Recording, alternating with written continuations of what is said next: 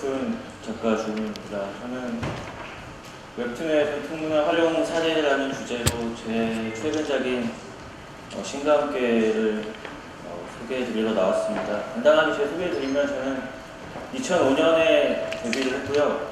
제 군대 생활 경험을 그린 짬이라는 만화로 데뷔를 했고, 그 이후에 무한동력이라는 만화 발표하고 지금 현재는 네이버 웹툰 신과 함께 시리즈를 연재하고 있습니다.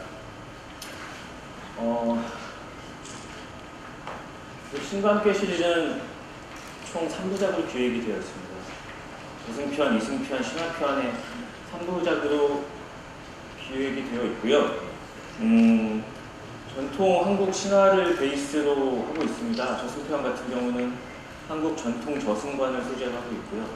이승편에는 이제 한국 전통 신앙에는 가택에 굉장히 신이 많이 있습니다. 부엌에는 조왕신이 있고 뒷간에 측신이 있는 등 그런 가택신들을 이용한 소재로 한 만화를 그렸고요. 또 신화편은 진짜 신화를 그린 겁니다. 한국 신화를. 그리고 저는 이제 재해석에 좀 중점을 많이 뒀는데요. 저는 이런 전통 컨텐츠를 이용한 어떤 컨텐츠를 만들 때 가장 중요하다고 생각되는 지점이 그 현재의 정서를 이야기하는 곳이라고 생각을 하거든요. 방금 이상공 디자이너님께서 말씀하셨듯이 지금 이 모든 것이 지금 문화이기 때문에 지금 옛 것을 사용하더라도 옛 것을 그대로 그리는 것에 그치지 않고 지금 우리가 살고 있는 시대와 정서에 맞는 이야기, 또 그것을 은유한 이야기를 해야 의미가 있다고 생각을 했습니다. 왜냐하면 그냥 한국 신화를 그대로 그리면 그건 그냥 만화 한국 신화인 거죠. 그거는 그냥 학습 만화인 거고, 그건 제가 아닌 어떤 작가도 그릴 수 있는 작업이기 때문에 별 의미가 없다고 생각을 했습니다. 그래서 제 해석이 굉장히 중요하다고 생각을 했습니다. 그래서 어떤 식으로 제 해석이 들어갔냐면요. 제 첫 번째 작품은 신과 함께 저승편입니다. 그 간략한 내용은 39세에 술병으로 죽은 어떤 셀러리맨이 그 지옥의 7개의 관문을 변호사와 함께 통과하는 내용입니다. 그래서 7일 동안 7개의 지옥을 통과하게 되고요. 그 49일을 이제 우리는 49제라고 부르는데요. 저 앞에 검은 옷을 입고 있는 이 캐릭터가 이제 변호사인데요. 이 아래쪽에 있는 이게 불교의 저승관에 나오는 지장보살입니다. 지장보살은 지옥의 모든 고통받는 영혼을 구제하기 전까지는 부처가 되지 않겠다라고 이제 원을 세운 그런 보살입니다. 그래서 이 지장보살을 모티브로 해서 만든 캐릭터가 변호사고요. 지장보살이 이제 워낙 죄를 지은 영혼이 많다 보니까 혼자서는 너무 이제 힘드니까 변호사들을 양성하기 시작했다는 컨셉에서 시작되는 설정입니다. 그래서 지옥의 관문들을 통과하는 과정을 통해서 지금 한국인이 이제 보편적으로 느끼는 죄책감이 존재합니다. 예를 들면 부모님에 대한 죄책감 같은 것들이 존재하죠. 그래서 연예인들이 이제 토크쇼에 나오면 항상 엄마 아빠 얘기하면서 우는데 그런 이제 보편적인 죄책감, 또 그게 이제 개인의 문제라고 할 수 없는 지점들도 또 분명히 있거든요. 그래서 그런 죄를 짓게 만드는 어떤 사회의 구조적인 그런 모순들에 대한 이야기를 담았습니다. 이 주인공 같은 경우도 술병으로 죽게 되었는데 이제 잦은 업무 접대로 인한 이제 사망을 설정을 했기 때문에 그런 것을 통해서 어떤 한국 사회의 병폐 같은 것들을 좀 그려보려고 했습니다. 그래서 작년에 상을 좀 받았습니다. 현재 여러 가지 매체 이식이 진행 중이고요. 그리고 이제 그 다음 시리즈는 신감기 이승편입니다. 신감기 이승편 같은 경우는 이제 한국 전통 신앙은 가택에 굉장히 많은 신이 있다는 설정입니다. 부엌에도 신이 있고 장독대에도 신이 있고 외양간에도 신이 있고, 그래서 과연 이런 가택 신들에게 어떤 시련이 닥치면 가장 드라마틱할까라는 생각을 해보다가 집이 없어지는 게 가택신에게 가장 큰 시련이 아닌가 하는 생각이 들어서 평소에 관심이 있었던 재개발 문제와 엮어서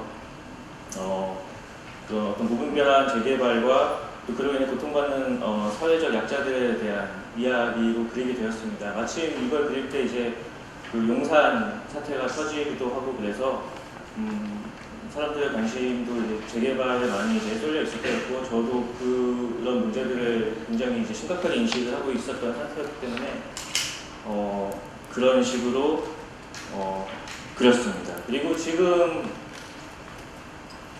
진행 중인 작품입니다. 지금도 계속 그리고 있고요. 어제도 그리다가 왔는데요.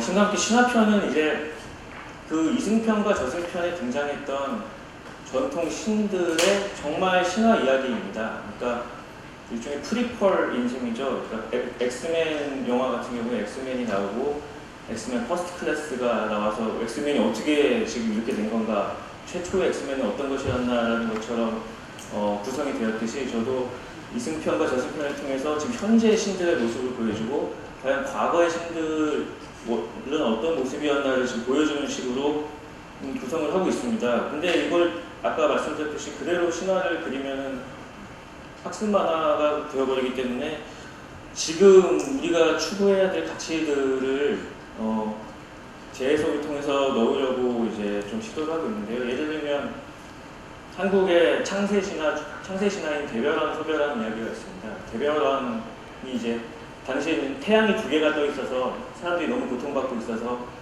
활로 태양을 하나를 쏴서 떨어뜨려서 지금 그 태양이 하나가 되었고 그 해의 파편이 별이 되었다는 설정이 한국 신화의 이제 창세 신화인데요.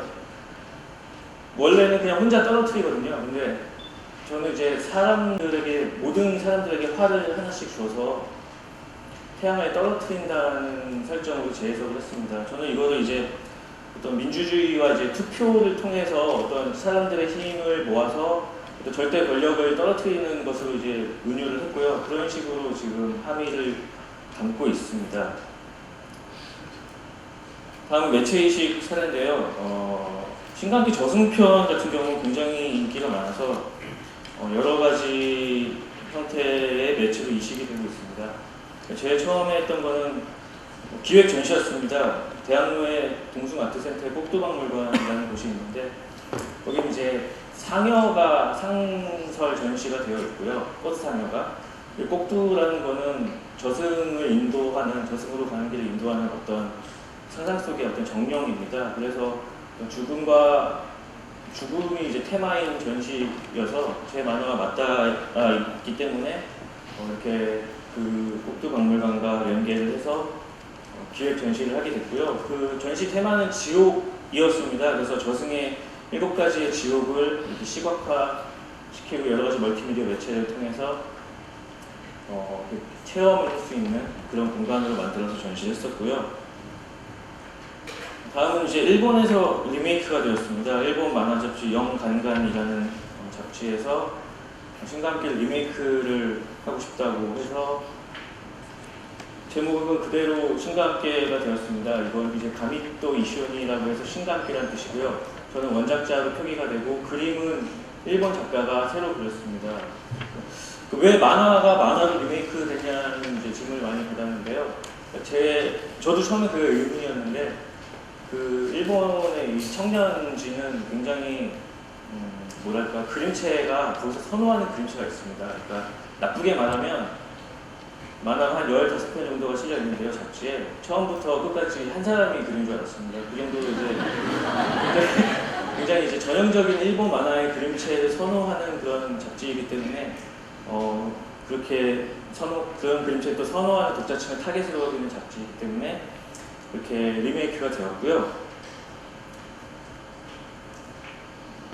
이런 식으로 좀 세련된 펜화 그림으로 바뀌었고, 근데 내용은 배경도 한국이고 지명도 한국, 등장인물도 다 한국 이름을 그대로 사용하게 되었습니다. 왜냐하면 워낙 그 콘텐츠 자체가 한국적이기 때문에 이렇게 섣불리 로컬라이징을 하다가 망쳐버릴 수 있는 부분들이 너무 많아서 그대로 이제 한국 버전으로 나가게 되었는데, 그로 인해서 좀 약간 어색한 부분도 생기게 되었습니다. 예를 들어서 저는 지하철에서 이제 잡상인이 내복을 타는 장면이 있는데 일본 지하철에는 잡상인이 없을 뿐더러 내복을 거기서 이제 유니클로로 바꿔가지고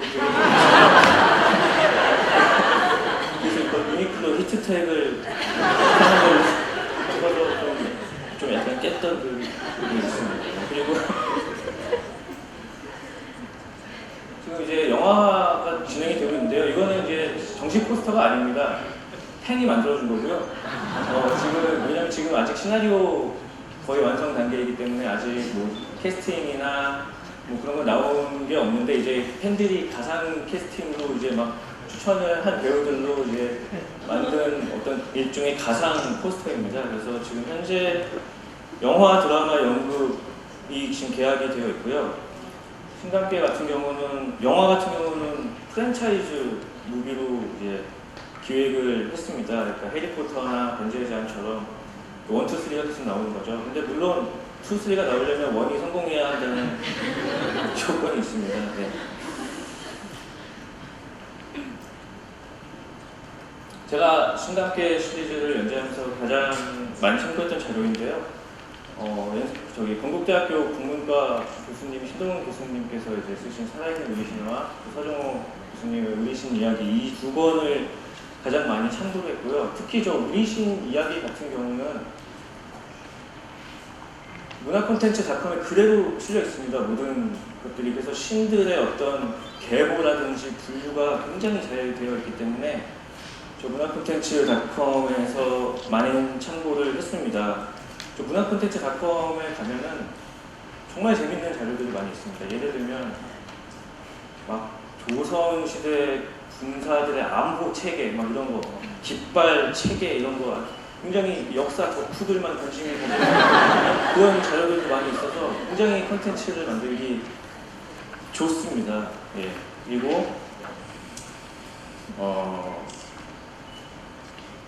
그리고 이제 마지막으로 이제 뭐 발표 내용은 여기까지고요.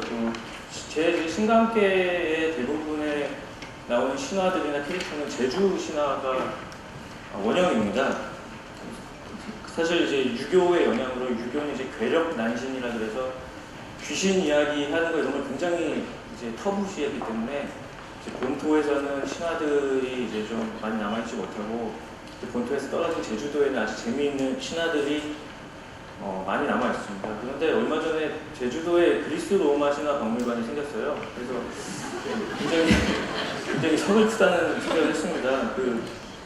그렇죠 뭐. 네. 그래서 근데 왜 이런 일이 생길까를 생각해 보니까 이런 전통 컨텐츠에 그러니까 컨텐츠라는 거는 관심을 먹고 살거든요. 사람들 관심을 먹고 사는 게 컨텐츠인데 그러려면 재미가 있어야 합니다. 근데 이제 그런 이제 전통 컨텐츠에 재미라는 요소를 집어넣어서 다시 생명력을 불어넣는 거는 그런 어떤 만화나 뭐 애니메이션 또는 영화 같은 대중 매체에 종사하는 그런 창작자들의 몫이라고 생각을 하거든요. 그래서 앞으로도 이런 문화 원형을 바탕으로 해서 더 좋은 콘텐츠, 전통 콘텐츠를 발굴해서 그것을 통해서 지금 재미를 주고 또 이제 지금 현재 정서를 이야기하는 작업을 계속 해 나가볼 생각입니다.